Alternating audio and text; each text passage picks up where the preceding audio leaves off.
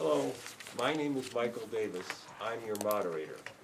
Presenting team, your question is based on case 1. Here it is. What recommendation should the committee make and why? Be sure to justify your answer. And one for the judges down there. You now have 1 minute to confer, and then 6 minutes, up to 6 minutes for your presentation. So,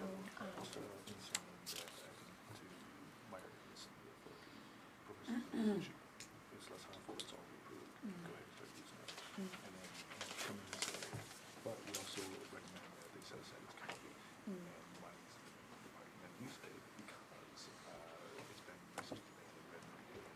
We are, as a company, be concerned about the implications in Texas. Okay. do you want to say something about those workers? There was some in the articles you read. There were a little bit about there were a number of workers working with Corexit after it was being used, and they came up with there were some health difficulties. They were having nausea and things like that. So it might be mentioned. You really have to monitor that, and that protective gear should be. Sure. Okay. Yeah. I think we're ready. Okay, your conferral time is over. You now have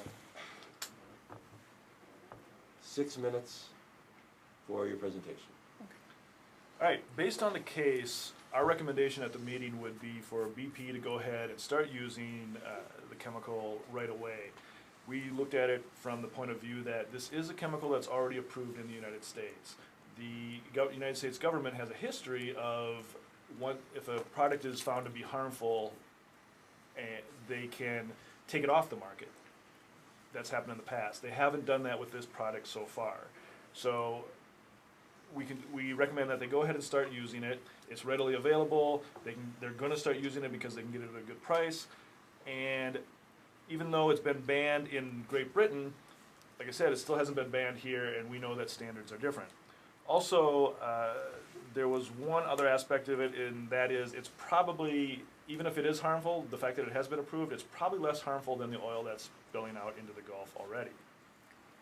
So just to reiterate what Scott said, the Corexit, the chemical that's being discussed or being used as a dispersant, is banned in Britain. But the reason it was banned because of its effect on rocky shores and the wildlife that lives in these rocky shores. Because we'll be using this chemical out in the middle of the ocean, far from the shore, we think that the effects of this, while there may be some toxic effects, it's going to be much less than the gallons and gallons of oil that are now spilling out into the Louisiana shore.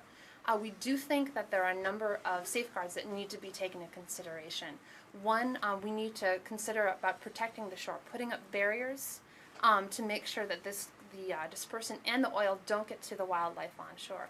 Number two, we think that BP should set aside money and personnel to take a look at the actual toxic effects of Corexit on wildlife and the environment and begin looking for better options in the future. They should limit the use of Corexit as much as possible and not just dump gallons in. And they really need to start looking for a better alternative to use, in the next, week or two for cleaning up this oil.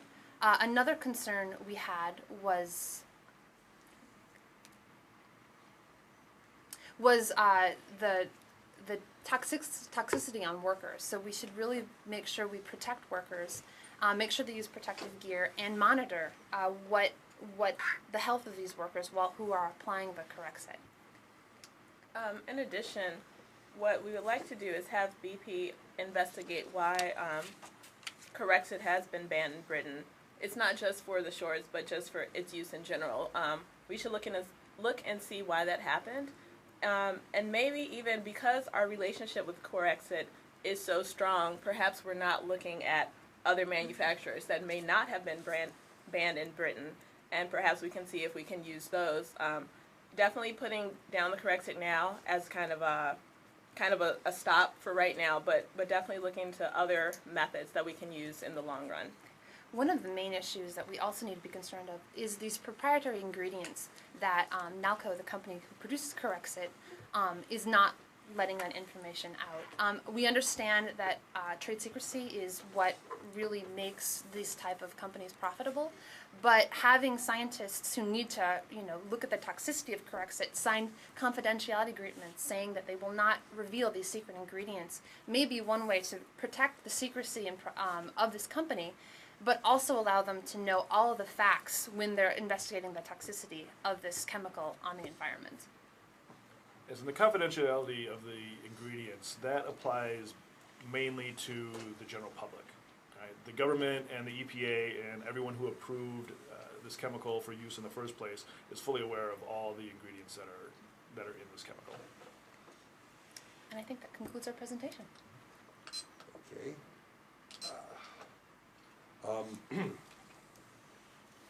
Commenting team, you have 1 minute to confer, and then 4 minutes for to make your commentary. Your time for conferral has started. What do you have? All right, so mine deals with like, the duty of the individual as a consultant. Essentially, you need to be gathering as much information as possible, and you need to be consulting other individuals in addition to the Cortex person and your own friend. Okay. What else do you have? I got plenty of things, but I want you to go with that. With that, though, I want you to discuss the confidentiality agreements. There's serious breach of those just because and those who don't actually know if it's going to, they'll actually abide by them. In fact, we actually seen many cases where confidentiality agreements just will not work. A couple other things that I see. The U.S. has a history of taking things off the market after the fact, after something goes bad, not as a preventive measure like UK is currently doing. And standards. Your 1 minute of conferral time is over. You now have 4 minutes for your presentation. You start. All right. So first, thank you for your very convincing argument, but we have a few concerns that you didn't address fully. So first, we were interested in the duty as you, or us, as the consultant. And you have to keep in mind that it is your duty to give an informed decision. Therefore, you need to consult more individuals than the one person from the manufacturer and your friend. So in order to give your recommendation to the committee in 2 days, it's best that you gain as much information as possible about this ingredient and other possible dispersants. It is possible that there are dispersants that are less likely to cause damage to the environment and individuals, but you need to make a better decision about this. In addition, along with confidentiality agreements, actually, why don't you take that? Okay. The issue with confidentiality agreements, even though they're a good business practice, unfortunately, they don't. Just signing an agreement doesn't actually secure the trade secrets of an organization. There needs to be a better way to really ensure that testing can be done without that information being out. Confidentiality agreements could be one plausible way, but in history, we know that organizations have the tendency to break such agreements. So another alternative needs to be found to keep those trade secrets indeed secret. On a few other issues that we've seen in the argument is the United Kingdom has taken this off of the market and the United States has not yet. The U.S. as is has a history of only taking things off of the market after the fact, after something negligent has happened or has adversely impacted the market. Case in point would be the USDA. They tend to have very low standards that don't really protect the environment or the market, more likely the businesses that are producing such things. So really more of a preventative measure needs to be in concern. We also understand that the point that's being made is that the UK has banned it because of the effect it has on the rocky shores. Unfortunately, as it is, the oil spill is quickly moving and very closely getting to the shore. So though this core exit may be able to stop what's happening in the deep sea, it would have to be done immediately in order to reach what is fastly approaching the shore. Some other remedial measure would need to be taken for the ones that are approaching the shore. And finally, you did bring up the issue about barriers to prevent it from reaching the shore. actually looking into several different engineering measures, they don't work very well as far as stopping the oil from coming to shore. You could either block them at the surface and things come in from underneath, or you could block them underneath and they can't come over the surface, or you could try to do it vertically, but you still have huge gaps in between the barriers. So it will help slow down, but will not stop from reaching the shore. And those are the arguments that our team would like to see addressed. Done? And that concludes our argument. Presenting team, you now have 1 minute to confer, and then 6 minutes for your response. As far as the issue of the duty of the consultant, our duty is both to do clean environment.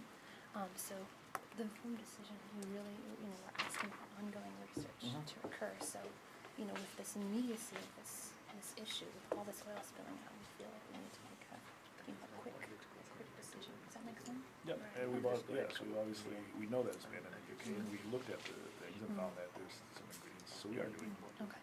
That's not, we just didn't go with this, we are doing research. Did you have anything on the confidentiality statement? Well, yeah, he did, they mentioned the confidentiality, and again, that's only to the public, and the government knows everything that's in this, and they've approved it. That's not true.